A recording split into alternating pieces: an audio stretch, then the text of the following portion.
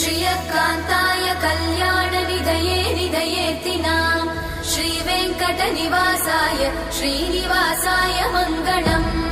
लक्ष्मी सविभ्रमालोकसुभ्रूविभ्रमचक्षुषे चक्षुषे सर्वलोकानां वेङ्कटेशाय मङ्गलम् श्रीवेङ्कटाद्रिशृङ्गाग्रमङ्गलाभरणाङ्ग्रये मङ्गलानां निवासाय श्रीनिवासाय मङ्गलम् सर्वावयव सौन्दर्य सम्पदा सर्वचेतसां सदा सम्मोहनायास्तु वेङ्कटेशाय मङ्गलम् नित्याय निरवध्याय सत्यानन्दचिदात्मने सर्वान्तरात्मने श्रीमद् वेङ्कटेशाय मङ्गलम् स्वतः सर्वविदे सर्वशक्तये सर्वशेषिने सुलभाय सुशीलाय वेङ्कटेशाय मङ्गलम्।